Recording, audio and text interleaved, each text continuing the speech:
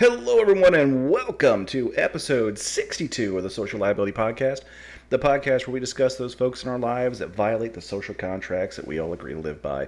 I am your host, the Raspberries, with my co-host, the Buck Grundle, bringing you new and interesting stories from the far reaches of the globe. Buck, what's some of the stuff you sent me this week? Because I haven't really looked into it a whole lot. Anything particularly interesting? Not. Nope. Nope. Then why are we having a I could say podcast? there was. Then why are we having a podcast? Well, dude, because we're fucking bored and we like hanging out together. Listen, man, I search for articles, I look at the headlines, I send them off to you based like I do a cursory look to see if it's more than a paragraph, and then boom, it goes off to you. Like all of my everything is completely organic, and I don't give a shit about anything until we hear it. So I don't know if anything looks particularly interesting. I'm sorry. Oh, you're a pain in the ass. I really am. All right, folks. So we do have some interesting stories. I'm fairly certain. Anyway, I think he's kind of fibbing a little bit. 'Cause I know he reads them somewhat, at least. You do, right? I really wish I did, but I don't. I really wish I did. I really wish that we could hang our hat on that nail. But no, sir. No, I do not. Like, my effort in this is as minimal as possible. Well, we're going to start out. That's why I send this shit to you on Friday morning.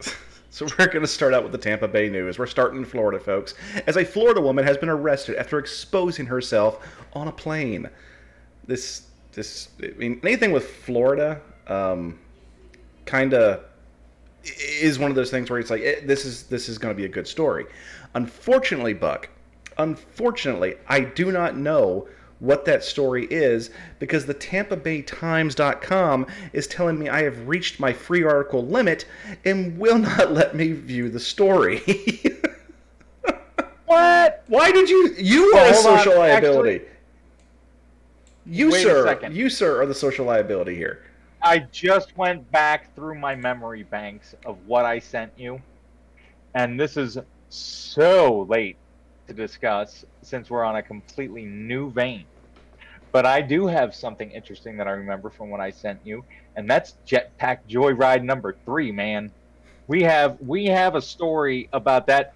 We've had 2 incidents now where this man has made it to the Social Liability Podcast, and boy oh boy, wouldn't you frickin' know it, we've got a third happenstance with Jetpack Guy.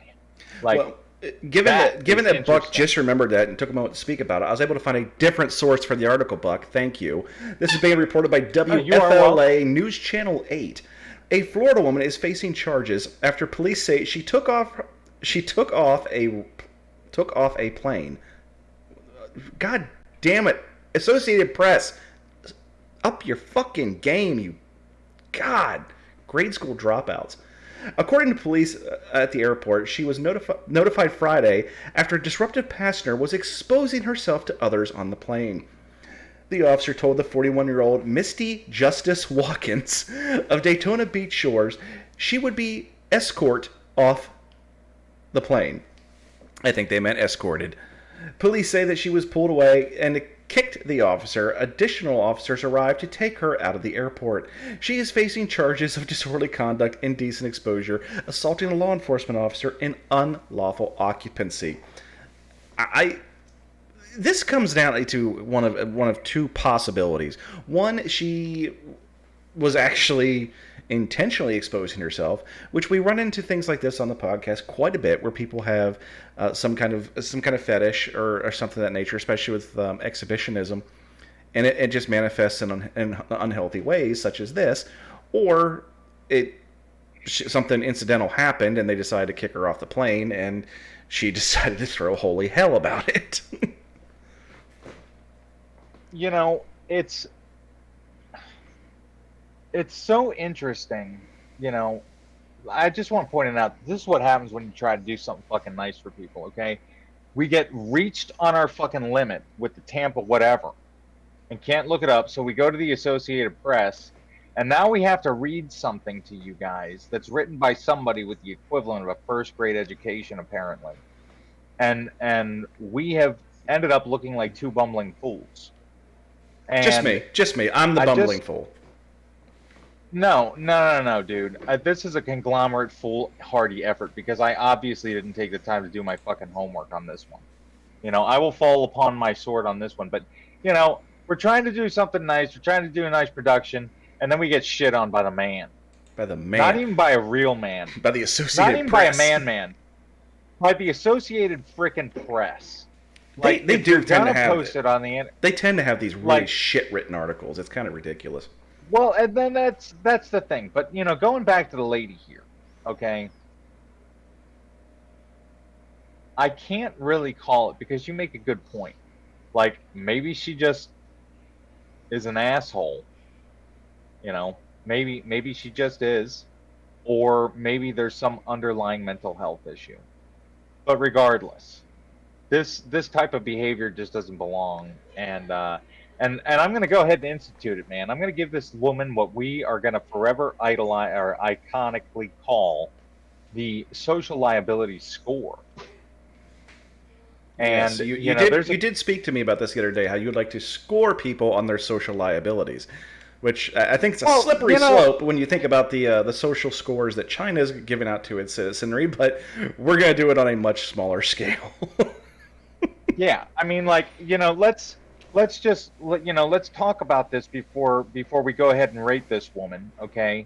Because I want to see myself here as like giving somebody a score based on like a really wide algorithm of like factors and stuffs that go into it, which I don't want to sit here and like do the mental math with everybody. So when I give somebody a number between 1 and 5, it's based on a whole like modge podge of things, litany, if you will, such as, yes, a litany, you know, a myriad of factors, a conglomerate, if really, you will, like, yeah, we'll even call it a conglomerate. All right, you know, there's like a panel of like 10 trillion bucks in my mind right now, just calculating all these things, you know, ranging from like her impact on like the well-being or happiness of others around her for acting like an asshole. And because she actually kind of, you know, her shenanigans, you know, regardless of what they were fueled by, definitely impacted those around her. I'm going to go ahead and based on the information that we have, give this woman a 3. A 3 out of 5 is what I'm going to rate her. I'm going to agree with you because we don't, unfortunately, they don't ever delve into details in these stories. It's sensationalism. They just want you to click on the article. We don't know if there's a mental health aspect there, in which case I'm removing somebody from an airplane is probably the safest option.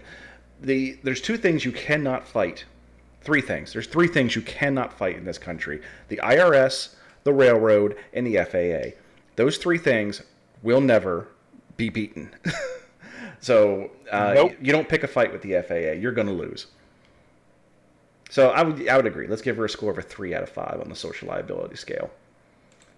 Moving on, though, we are not going to leave the great state of Florida because the Tampa Free Press, and I love this website, Florida man, don't end up on the Wheel of Fugitive. We've all seen or at least heard of a famous game show, Wheel of Fortune, with host Pat Sajak and co-host Vanna White. Has Vanna White been upgraded to co-host at this point? I mean, really, she used to walk across. She used to walk across stage and turn the letters, if I remember right.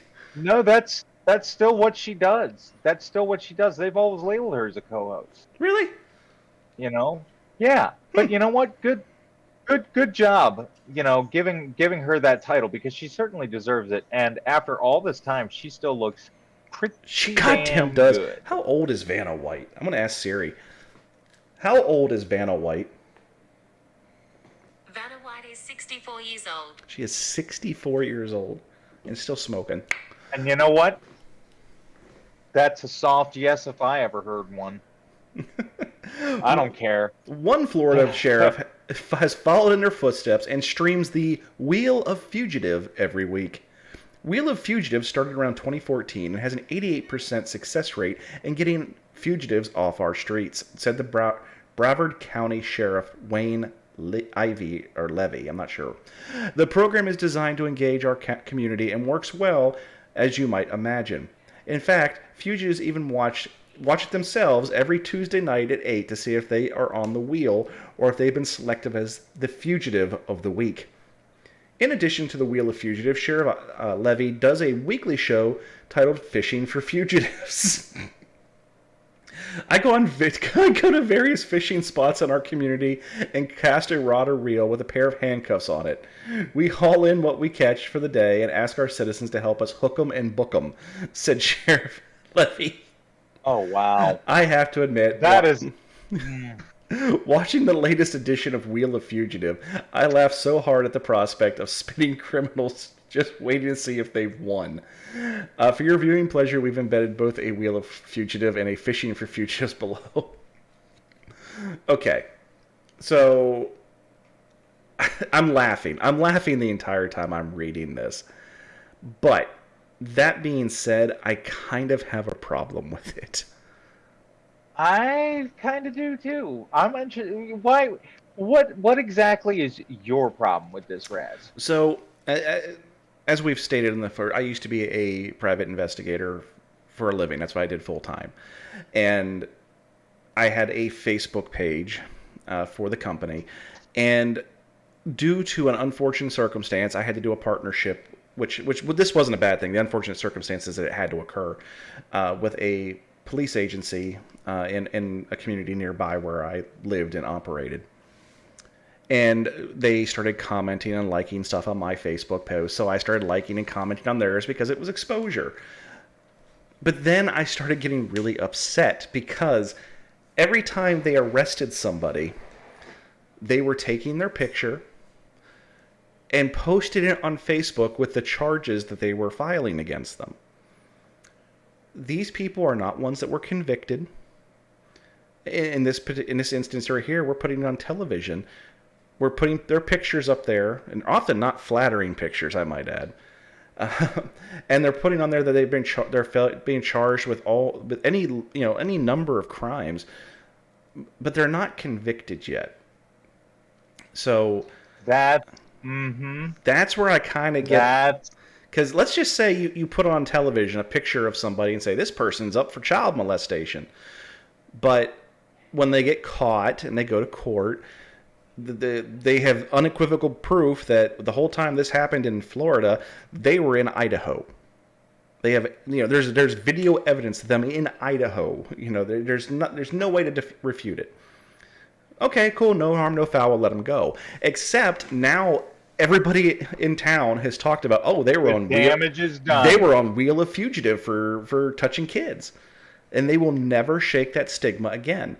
And depending on how you set up your website, if they're applying for a job and someone does a cursory search just for their name, there it pops up with a picture. It says this person we were looking for him for child molestation, or this one right here right on my screen that you can't see, but. This person's failure to appear for early resolution, possession of a firearm by a convicted felon, possession of methamphetamine, use of drug paraphernalia. It goes on and on. Now, in this particular instance, we have somebody failure to appear, okay, but we don't know the circumstances behind that. And I have undoubtedly encountered people that have been received warrants or summons to court mailed to their house that, oh wow, they haven't lived there in 3 years. I mean, there's any number of things, but I don't think that you publicize this kind of thing until there's a conviction. That's my. I agree. I agree with you on that, man. I agree with you on that one. Now, it does say Wheel of Fugitives. Now, does fugitives, is that like indicative of somebody that is already like out? Because I'm not, again, we have to go based on what the criteria of. This leads into a bigger discussion. This really does lead into a bigger discussion. Like they talk about bail reform and things like that around the country. If someone can't afford bail for whatever reason, that means they sit in jail. So when they go to court, how do they go to court, Buck? They go to court dressed in a prison-issued orange jumpsuit, handcuffed, and pretty much tethered in there like a caged animal, belly with chained sheriff's and, deputies. and shackles, flanked by sheriff's deputies. So this person goes into court. It's like Hannibal Lecter without a mask. Exactly. It's like They go into court looking Yeah. guilty. They go into court looking guilty. They look like they're already in jail. So whether you want to, we'll tell the jury that they're like bullshit. It does have a psychological effect on a jury and even a judge for that matter. So I think you're just stacking against people, and people like, well, they wouldn't be on there if they hadn't done anything wrong. You don't know that. You don't know that. Now, see, again, this brings me back to my initial question: is what is their criteria to select people to be on this show? Is there consent? It could be something staged like Maury Povich. It could be like security theater. Something for entertainment value, just a story to bring in. It's like, whatever. You say fugitives are anxiously awaiting whether or not to see they're on for the week. Are they actually anxiously awaiting? Like, oh man, check me out. I'm going to be on TV this week. Or are they anxiously waiting to see like, oh fuck, I'm going to get caught? Because there literally are stupid people out there that will see even on that website that I was telling you about, or the department that posted the Facebook things. I've seen morons comment on their own shit, and they'll start this back and forth argument, which not a great place because they don't come out looking too well. But my point remains, if say even 90 out of 100 of them are guilty of sin, what about that 10?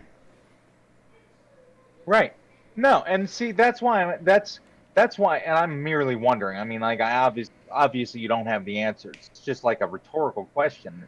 But is it real life? Like they're trying to quote unquote get criminals off the streets, or is it something put out there for security theater and entertainment value? Because, no, this is 100% actual. I actually am very familiar with this, and that sheriff's pretty famous. He's trying to get himself up there with Joe Arpaio. He's really trying like hell. I've got a huge freaking problem with this then, man, and for a multitude of reasons. One, for the one that for the reason you described, like, we don't know the facts yet. We only know the speculations. We are playing judge and jury prior to this person getting anything that even resembles due process by putting them out on blast. If they're not convicted, you gotta, you can't do that to people. You're ruining. You could potentially ruin somebody's life. Like you said, 90 out of 100 people are guilty, but what about the 10 that aren't? Exactly. Like nobody deserves that. And then also on top of that, once you go to jail, that's your frickin' punishment. Like that's it. Once you are in jail, that is your punishment. Is it a punishment that fits the crime? In a lot of cases, it isn't. But it's not. Like we have elected people to assign those to be in the position of judge. If you're not happy with how a sentence is divvied out, it's not the criminal's fault. Once they serve the time, their debt to society is paid. Like that's, like, love it or hate it, that's just it. That's how the system works.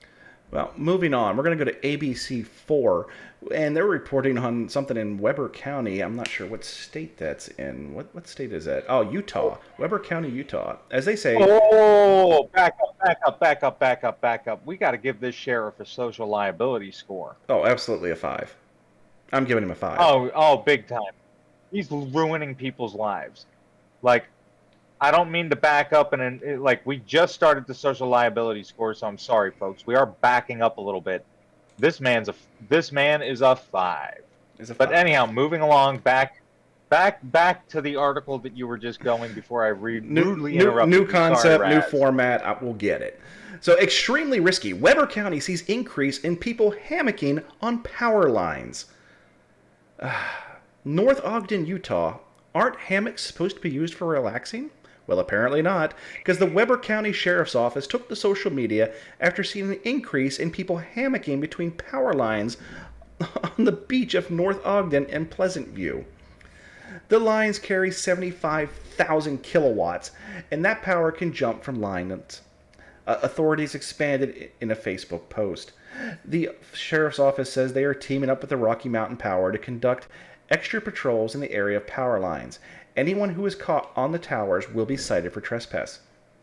We would really hate to see someone injured or either fall or get electrocuted. Parents, please pass this along to your children. Why? Why is there a need to pass that along to your children? Wow, wow, wow, wow. That is utterly insipid. That is just one of the dumbest fucking things that I have heard of. That's, we make fun of people for swallowing Tide Pods. Where the fuck is this on the internet, huh? Like, huh? This isn't childhood hijinks. This is just stupid. What? This is an utter failure on mankind to educate people to not touch the fucking stove. In effect. This is like why 75,000 kilowatts? Yeah, you're gonna die. You're gonna die. Not only are you gonna die, you're gonna cook. So when the animals eat you, you'll be a tasty treat. Like, you will not only die, but you will have a funeral with a closed fucking casket, because nobody's gonna want to see your crispy ass. Like, that's it. Like, you're fucking done. Hammocks on power lines. Anybody who is engaging in this type of behavior, scores of 4 for me. Scores of 4. See, I'm gonna have to escalate that to a 5, because it's not just the stupidity and the effect that you would have on yourself. It's if you zap yourself on a fucking between two power lines on a hammock, okay, you're undoubtedly going to be close to a road, so traffic is going to be shut down. So those people are affected. Let's not mention the effect that's going to have on the power grid. So the power lines that we're talking about are the high tension ones that go across country, and there's actually pictures on here about the people in these hammocks and whatnot, and they're off in the wood line, so they're not near the roads. I'm going to disagree with you and give it a score of a 3, because this is my rationale. They're not really hurting most people in society. If they get up there and they fry themselves, great. We just improved the gene pool. I'm not concerned. The only reason I'm even giving it a 3 is because someone's gonna have to clean it up. And you know what? Yeah. Thanks for bringing it back down. I'm gonna stick with my original as a 4. I'm not gonna cave and agree with you. That's because fine. I think the effect. No. I mean, of course it's fine. That's my opinion. It's not right or wrong, but it's just I think that the impact that this behavior could have on others around would affect people more than what a 3 would. And that's just me. Either way, don't be a dick and hang hammocks on power lines. What that is not recreational equipment. Like what? It's like I have a great idea. Let's go swim with hungry crocodiles. It's like, oh well, when I was a kid, I threw my shoes up there and they got hooked on a power line over there for like a year. Nothing ever happened to them or the power. Let's just put a hammock up there and see what happens. It's like, no, dude, no. Your application was at the bottom of the pile for MIT, apparently. Yeah. Well, we're going back to the Associated Press with this next article. Los Angeles Air Traffic Control warns jetpack guy is back. So you were right. This has been several times this asshole has shown up on our show. Yeah. I mean, do you when you look for articles every week, do you just go ahead and search jetpack and see if this guy pops up? No. Nope. No, I actually go through the threads and I do look at the headlines and I try to get ones that are like clickbaity. I really do, So I look at it, I click the article, I open it up, and I just give like a big glance, like a whoosh over the thing, and I'm like, all right, that's more than a paragraph. And then I go back and I share it to you in Messenger, and that's how we get it. But see, I can't go back and get anything that's more than 7 days old because, it makes no sense. Right. Well, the FBI is investigating what one commercial airline pilot said might have been an airborne person with a jetpack. high in the busy skies near Los Angeles International Airport. The Los Angeles Times reported that the Boeing 747 pilot radioed to report, quote, a possible jetpack man in sight, end quote, at around 6:12 p.m. According to a recording from the website Live ATC, which I absolutely love, by the way. For you that have no interest in aviation, it would be completely irrelevant. But if you just like type into YouTube Live ATC, and sometimes they have recordings of funny conversations or just insanity going on in the skies. The pilot spotted an object that might have resembled a jetpack 15 miles east of LAX at approximately 5,000 feet, a Federal Aviation Administration spokesman told the newspaper. Out of an abundance of caution, air traffic controllers alerted other pilots in the vicinity. Use caution, the jetpack guy is back, said one air traffic alert. Did you see a UFO? One air traffic controller asked the pilot. We are looking, but we did not see Iron Man, the pilot responded. The FBI is working with the FAA to investigate the report. FBI spokesperson Laura Emmenler, I don't know, told the Times in an email, the agency has already looked into 3 other possible jetpack in the skies above Los Angeles and has, quote, not been able to validate any of the reports. I'm sorry. I've seen pictures. There is a jetpack guy. Yeah. There is a jetpack guy. He is a repeat flyer, man. And you know what? And a douchebag. I got it. Yeah. I'm going to give him a social liability score of a 2. I really am. As someone who... Yeah, you know what? See, now that's the thing, though, is that I know you're going to get into your experience with the FAA and liking airplanes and stuff like that, but for context, I absolutely have zero interest in planes, aviation, or anything of the like. And the reason is because I am monochromatic colorblind. Okay? Being on a plane and seeing anything out the window of a plane, especially like over the ocean, like if we're over land and stuff like that, I'm okay. But the second we're over like ocean, open water, something like that, and I look out the window of a plane, I see no horizon. I feel like I'm falling through a pit, like a vortex. Like there's nothing. It's like a seamless void into like oblivion. Well, what I was going to say. I was going to say is that no, I have no interest in flying airplanes because I don't have that kind of money. Would I do it if I had the money and on unlimited free time? Possibly. I am a UAV pilot though, and being familiar with Part 107 licensors and the new Trust license, which if you're a UAV pilot you have to have even for recreational flyers. The FAA, as I said in our first article, is something you don't fuck around with. And you can ask, what was it, SpaceX recently when they went to do their initial launch.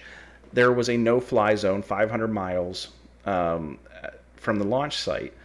And when they were literally in the final countdown, they were like 15 seconds away from a launch, a helicopter entered the 500-mile bubble, and the FAA ordered an abort of the mission.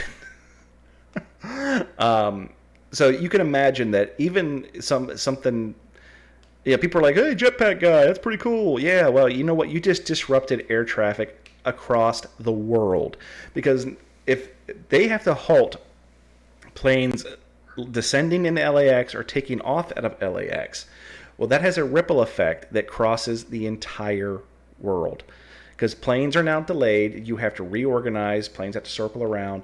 The cost of the fuel alone, let alone all the costs associated with redistributing all those passengers and getting planes to places where they maybe weren't going to be at certain times. Because that plane, when it lands where you're going, well, it's getting a new pilot, new fuel, and it's out the door again, and it's off to another destination. Those commercial planes rarely see downtime. They're like police cars. They get the hell beat out of them. So this guy, because he thinks, you want to fly a jetpack, dude? That's awesome. I support you 100%. Go somewhere other than a fucking airport to go out and show you how big your dick is. Yeah. From now on, I'm going to go ahead and let you start giving social liability scores first because of my drastic under. It's like, I apparently, like, I have blinders on.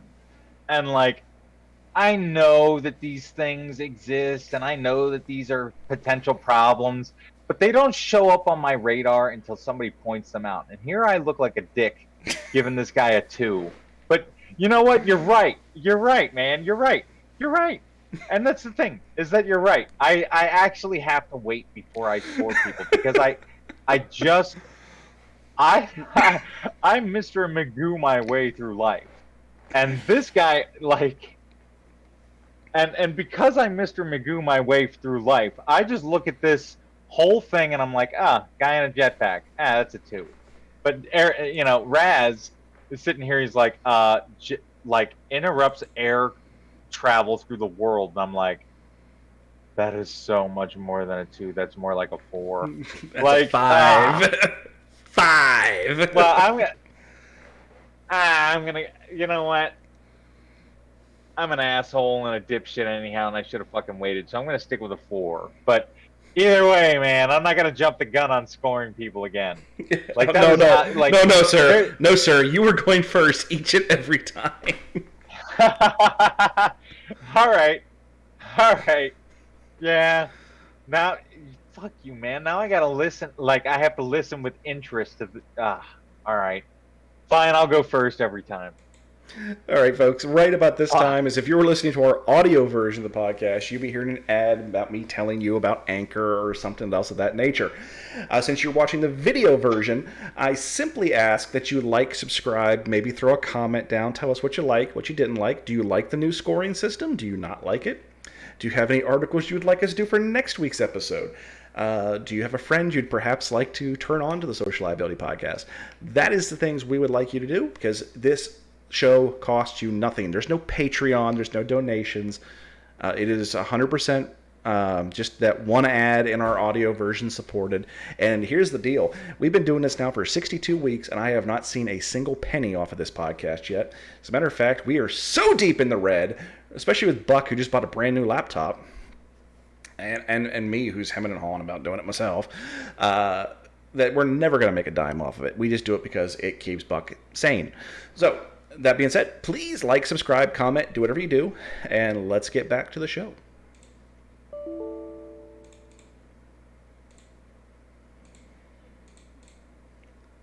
Okay, we're back, and we're going to talk about something coming out of Reuters. This looks like a long article, and if it's a flop, I apologize ahead of time. But this is the Indonesia says Jurassic Park project on track despite UN ESCO warnings. I don't even know what that is, Buck. Why did you send me this? Because I just like to hear you read foreign names and fuck it up, and then, get acronyms that make no goddamn sense. Well, I honestly do look for that shit when I do scan over articles. I really do. You're a dick. You're a dick.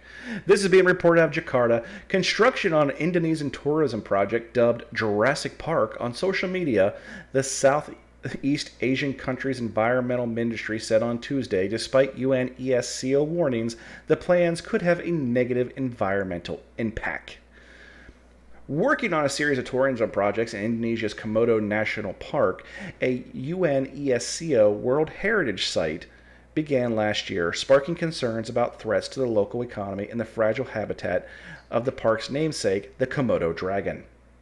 Last month, officials from the United Nations Educational, Scientific, and Cultural Organization, UN ESCO, told World Heritage Committee Conference that the project required a new environmental impact assessment over illegal fishing concerns and the potential risks to the Komodo dragon's natural habitat.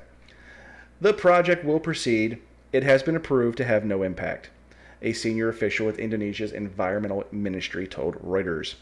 UNSECO officials told last month's meeting that they have requested an updated assessment from the Indonesian government but received no response. They said a new assessment would be drafted and could be sent in September. It was not clear exactly what the project, centered on the island of Rinca, entails. Last year, the government said it was building a premium tourism spot on the island. What is this about, Buck? This is not anything. This is politics. What did you send me? Ugh. Jeez. You know what? Buck gets social liability score of a 1 on this. I'm thinking you might, dude. I'm going to skip a little bit ahead here. Last year, social media users likened the project to one of the dinosaur island featured in Jurassic Park films after photos of a dragon sitting in front of a big vehicle were widely shared online. That is why, that's the clickbait right there, because someone shared a goddamn picture of a Komodo dragon in front of a Jeep. And it worked. It got you, Buck. It got you. Your social liability scores are 1. Yeah, but you know what? You know what, though? We at least got to have the entertainment of you reading out UNESCO every single time. It's an acronym. It's not a word. It's not a word. It's an acronym. Listen, you know what? FEMA's an acronym, too. Fuck you. It's UNESCO. Fuck you. You wouldn't know what to do with me if you had me, buddy.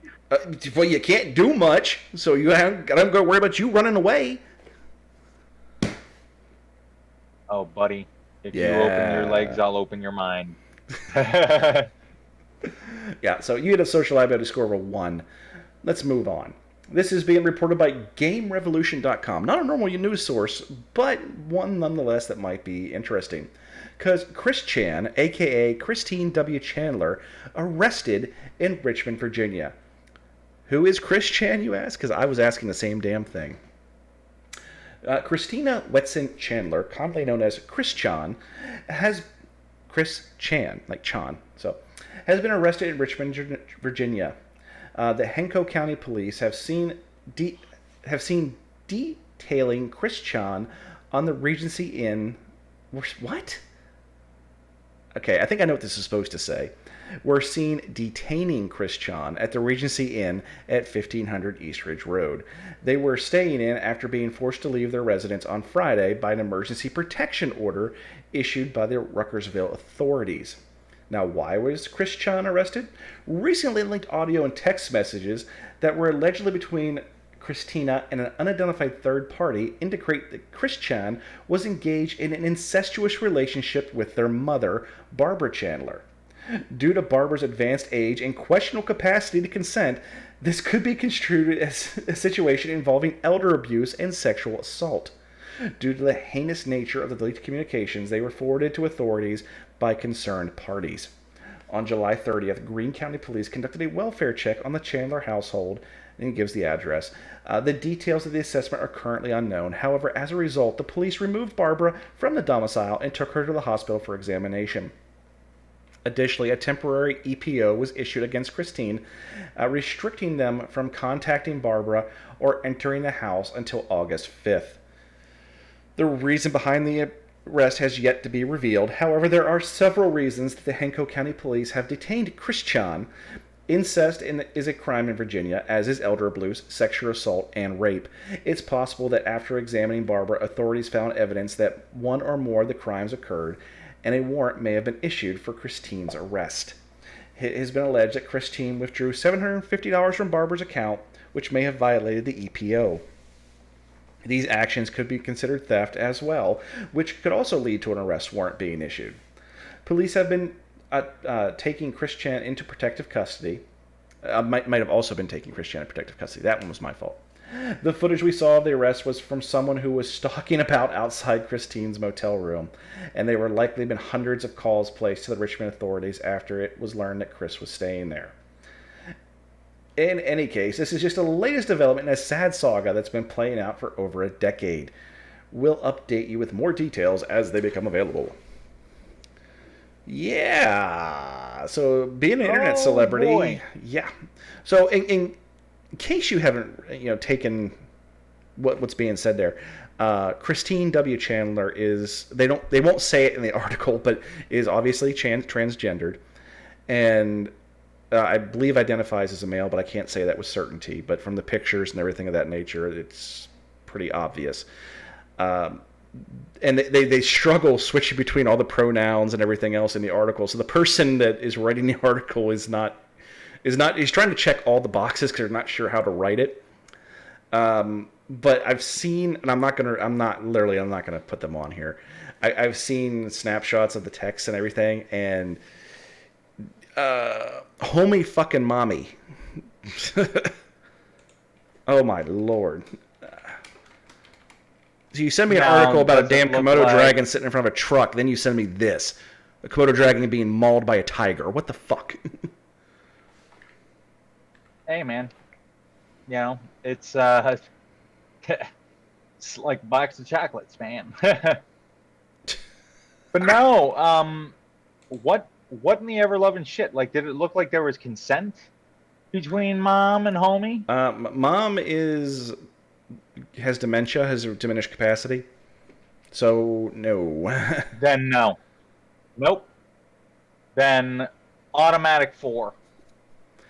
Automatic 4. It would be a 5 if there was a greater impact on, like, outside social, like, the greater good of social impact.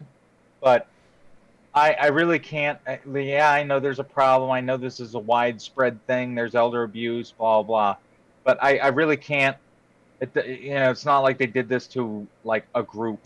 So since it was individual and has no, widespread impact, like, there's not a lot of, like, social shrapnel about it, I'm going to give this person a 4. Well, an update from Yahoo Sports. Why it's on sports, I don't know.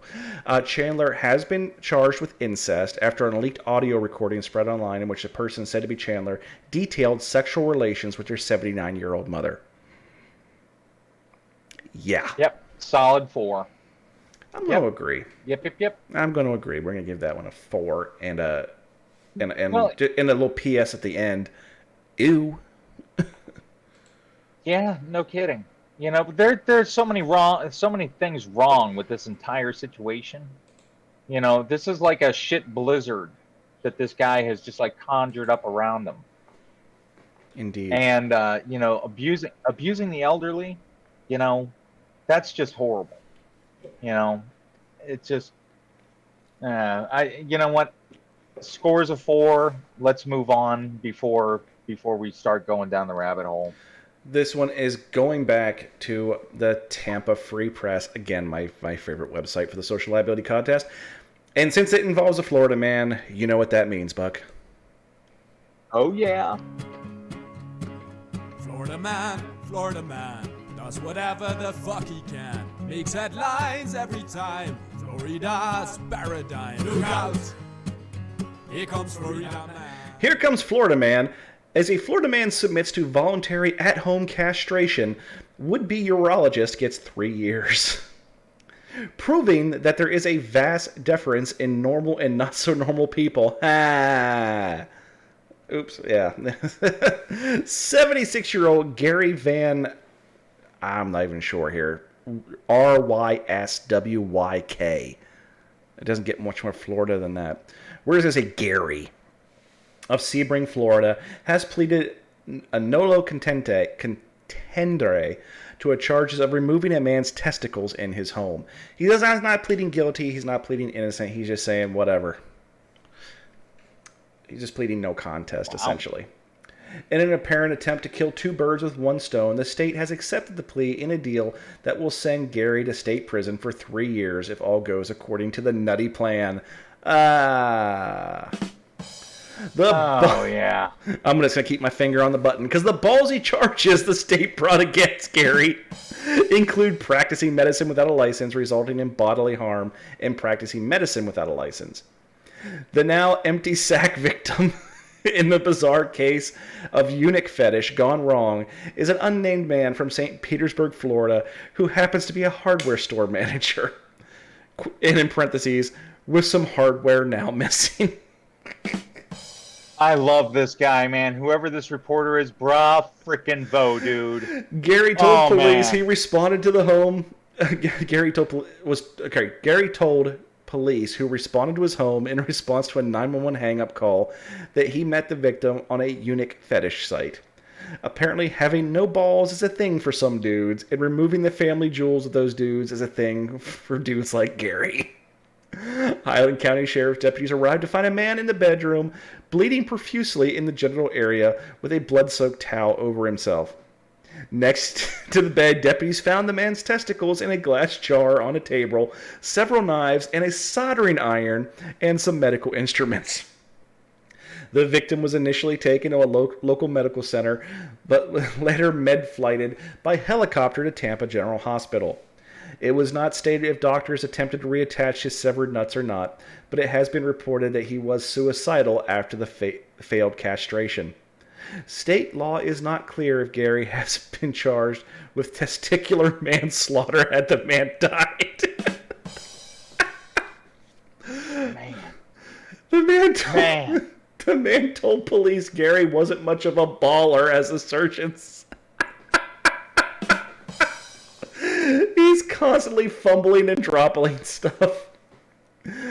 For his part, Gary admitted to having poor eyesight and that the pain meds he administered he purchased off the internet from a company in England. It was not clear if HCSO reported if Gary had planned to charge his victim for his service or if he was freeballing. Surprisingly or not surprisingly, this isn't the first time Gary has got his jollies messing with the beans and franks of other men with a hunting knife. He told arresting officers he has done it at least one prior nut job on another man, a guy named Scott, whose unique fetish site handle was wannabe dickless.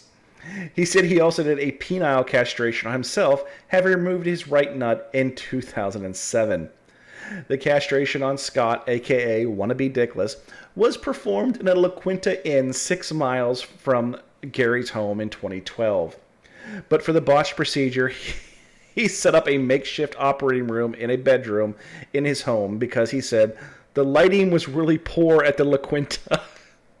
He also told cops, the rooms are more of a romance than they are for surgery. The real goofball, Gary, said he learned how to perform the castrations by doing the deed on the Minnesota farm when he grew up as a boy. Although the unnamed victim in this case initially did not want to press charges against Gary, since the incident, the two have been growing apart. Oh my gosh. Although he now has no balls, at least he can still rub his eyes in the morning. And if he ever finds himself getting kicked in the groin playing field hockey, it won't hurt. But the question remains, can he still get sweaty balls? Gary will face a judge later this year for sentencing. It is likely he will be fond of playing hacky sack in the prison yard and other assorted extra testicular activities. The man is not clearly of sound mind, and given he is missing at least one of his nuts, he may be suffering from Alzheimer's. God! Oh my Lord. Oh my Lord. Okay, so that was just great. There is a disclaimer at the end. It says this story is 100% true as it was initially reported by the Smoking Gun. Puns have been added for comedic relief because they have just got to laugh at how stupid some people are. And please, people, do not try to remove someone's nuts in your bedroom. It's going to make a real mess. Do it in the garage.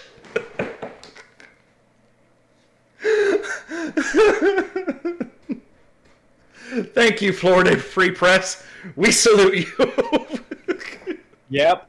I'll tell you what, man. I'd like to find out the office, like the address for the office of this place. I'll order him a pizza. Well, the author's name is Chris Ingram, in case you're wondering. That's what I'm saying, man. Like Chris Ingram, dude. Like, you be on the watch for Domino's, man. They're coming to you. Can you ask Domino's to cut it in the shape of a nutsack? I'll tell you what. You know what? If they were local, I might be able to wheel in there and get it done. But I don't think that the handicap card, the cripple card, doesn't work over the phone. They got to see you. They got to see the wheelchair. Yeah. Like you have to nobody would feel bad for Tiny Tim if they just heard him. They probably just want to slap him. The clicking noise. No, man. You turn around and you see that crutch, man. Your heart starts bleeding. Like you start like when you see the wheelchair, you help me from your wallet, not from your heart. And that's the way that we need this to get done. We could get that. We could get a pizza cut in the shape of a nutsack if I could get somebody to help me from, from Florida that point of view. But over the phone, yeah. But over the phone, I don't think it would happen. So before we sign off for the day, last week we had a story where we were talking about people having fetishes for handicapped individuals. You remember that? I do. So we tried to come up with a term for those that have that fetish, like women who are like enamored with police officers. We call them badge bunnies. Well, one of our listeners from Pennsylvania actually wrote in. He came up with one, Buck. So we're gonna get you a shirt made that says, I stop for wheel wankers. That'll work. That'll work. What does the user have a name? Like, can we put them out on blast or give a shout out, or was it like their real name? It was their real name, but thank you, Shane. Thank you. We appreciate that. He's actually one of our more loyal listeners. He sends us articles on occasion, we do have some loyal base, but we're always looking for more. So that being said, make sure you please share this podcast with somebody somebody you think that might find it enjoyable at least, so that they'll share it with a friend, and then they'll share it with a friend, and they'll subscribe. The whole 9 yards. You know what we're going to ask you to do? This is our call to action. We just ask that you do it. I am the Razgrees with my co-host, the Buck Grundle, wishing you a great week, and we'll see you next week for episode 63 of the Social Liability Podcast.